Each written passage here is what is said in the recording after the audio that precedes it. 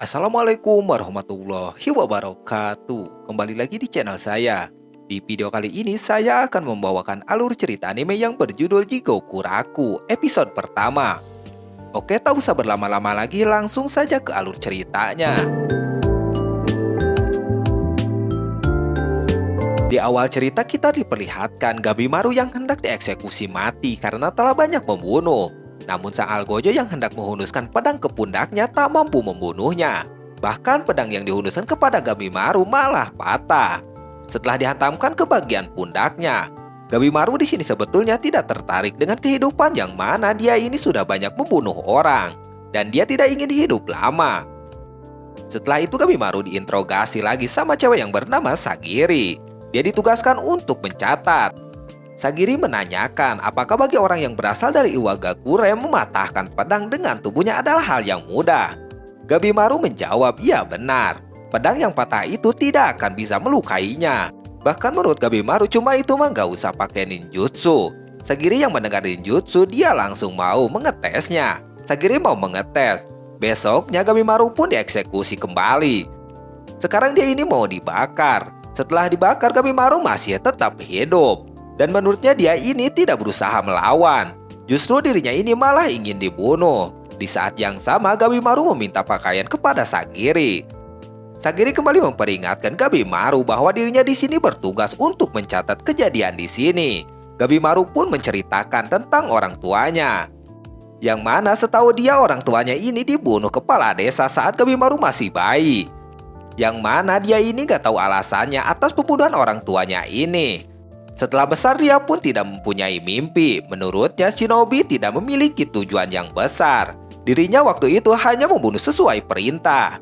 Di sini terungkap atas dia tertangkap karena si Gabimaru ini ingin meninggalkan desa. Dia dihianati sekutunya saat bertugas. Sejatinya pantangan di sana tidak boleh meninggalkan desa. Jadi ini alasan dia ditangkap dan dieksekusi. Setelah mendengarkan ceritanya, Sagiri pun menanyakan kenapa dia ingin meninggalkan desa. Tapi di sini nggak tahu jawabannya.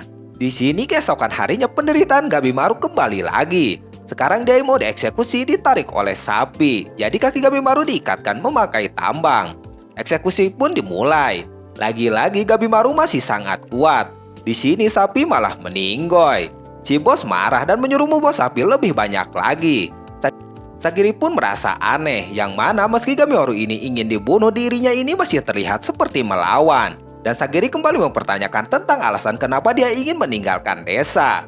Gabimaru menjawab bahwa menurutnya tidak ada alasan khusus. Terungkap dia ini adalah shinobi terbaik di Iwagakure. Kadari itu dia diakui oleh kepala desa dan juga Gabimaru dinikahkan dengan putrinya. Tetapi putrinya ini benar-benar bodoh.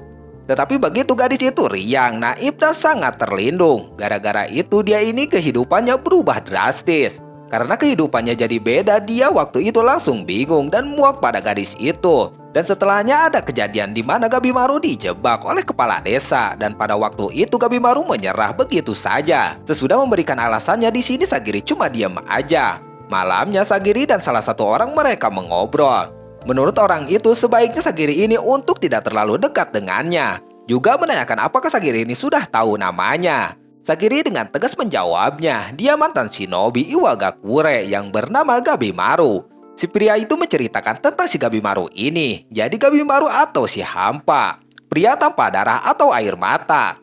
Rumornya semua shinobi dari Iwagakure meminum ramuan keabadian. Obat keabadian yang berasal dari Shinsenkyo. Sagiri yang mendengar tentang keabadian, si pria ini malah meminta maaf karena terlalu banyak berbicara omong kosong. Yang jelas dia sangat berbahaya menurut pria itu. Sesudah itu cerita kembali ke Gabimaru. Dia sekarang akan dieksekusi kembali. Dia dieksekusi direbus hidup-hidup dan juga dieksekusi menggunakan banyak minyak. Tetapi dia kagak mati. Si bos yang sudah putus asa karena dengan cara apapun gak mati-mati, di sini Sagiri bilang dia ini bisa melakukannya kapan saja. Si bos pun membawa Gabimaru ke tempat eksekusi. Gabimaru pun sudah merasa bosan. Si bos menjawab ini adalah akhir dari sikap angkuhnya. Sesampainya di sana Gabimaru kaget karena ada Sagiri yang sedang memegang pedang. Dan si bos memberitahu Sagiri ini siap menguji pedang yang dikirim dari Edo. Oh iya, nama panjang dari Sagiri ini adalah Yamada Asemeon Sagiri. Jadi Sagiri ini adalah nama bisnis dari Robin klan Yamada yang mengabdi sebagai penguji pedang dan juga algojo selama beberapa generasi. Jadi di sini Sagiri diutus untuk mengakhiri hidup Gabimaru untuk dieksekusi olehnya. Yang mana Gabimaru yang pengen mati dan sekarang akan terkabul menurut Kagiri. Gabimaru seketika panik. Menurutnya Sagiri ini kayaknya serius. Tangan yang terborgol kayu dipecahkan. Dengan cepat Sagiri dengan pedangnya menebasnya. Tetapi Gabimaru di situ bisa menghindarnya walaupun terkena sedikit goresan. Tebasan kedua pun dilakukan kembali. Dan di sini sekarang seketika Gabimaru dalam pikirnya dia tidak mau mati. Berbanding terbalik di beberapa hari ke belakang, Sagiri yang sadar bahwa di dalam Gabimaru terdapat kekosongan yang besar. Karena Sagiri yakin setelah jelas mendengar sejarahnya, menurut Sagiri Gabimaru telah berbohong satu hal. Gabimaru punya keterikatan dalam hidup ini dan mencintai istrinya. Lalu Gabimaru kembali membayangkan bersama istrinya dulu. Pada saat itu juga Gabimaru mengeluarkan pedangnya dan menyerang Sagiri. Sagiri disuruh bilang kenapa dirinya membohongi dirinya sendiri. Yang mana dia tidak akan mati saat dieksekusi karena masih punya perasaan. Dan juga punya keterikatan dengan kehidupan. Gabimaru menegaskan bahwa dirinya tidak punya keterikatan. Gabimaru marah dan menyerang kembali Sagiri, tetapi di saat yang sama dia membayangkan kembali. Menurut isinya Gabimaru ini sangat baik dan juga hanya Gabimaru yang tidak jijik melihat wajahnya ini. Istrinya menegaskan kalau di Iwagakure pria ini adalah prajurit dan wanita hanyalah wadah untuk melahirkan. Jadi tidak diberikan pilihan untuk hidup. Ya walaupun isinya ini dibakar tempo dulu, tapi hati manusia tidak mati semudah itu. Dengan sangat romantis si istri memberi kecupan kepada Gabimaru. Gabimaru pun kaget dengan apa yang dilakukannya. Dan si ceweknya bilang mana mungkin orang seperti dirimu hampa. Gabimaru pun di sini terus menyerang Sagiri. Ternyata di sini Gabimaru pun menginginkan untuk berhenti mencari nafkah dengan membunuh orang. Dia akan hidup tenang bersama istrinya tanpa membunuh siapapun. Dan hidup tenang dan juga hidup seperti biasa layaknya manusia normal. Mungkin tidak akan terwujud. Tetapi Sagiri menegaskan bisa terwujud.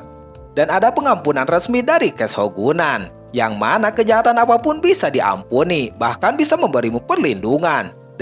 Dengan adanya ini baik kehakiman atau shinobi takkan melukai Gabimaru. Menurut Sagiri untuk itu tetapi ada syaratnya. Gabimaru harus pergi ke dunia sana. Setelah mendengar penjelasan tersebut, Yamada memberikan tawaran kepada Gabimaru untuk menjalankan tugas Shogun mencari ramuan ajaib yang bisa membuat hidupnya abadi. Pada saat itu Keshogunan menginginkan ramuan itu dan mengirimkan tim pencari ke sana. Tetapi 5 tim ekspedisi ke sana tapi tidak pernah ada yang kembali.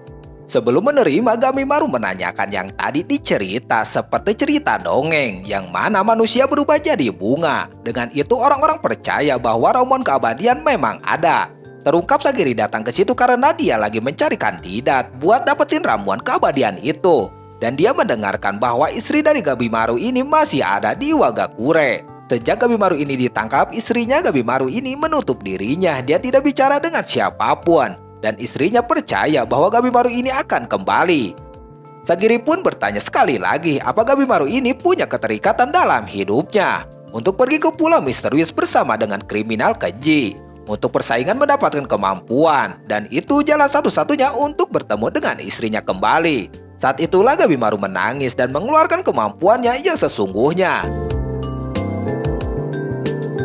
Gabimaru pun menerima tawaran tersebut dan petualang Gabimaru pun dimulai dari sini.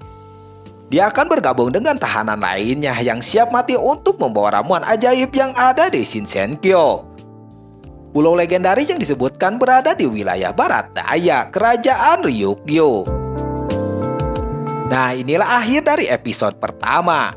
Gimana kelanjutannya? Tunggu di video selanjutnya. Wassalamualaikum warahmatullahi wabarakatuh.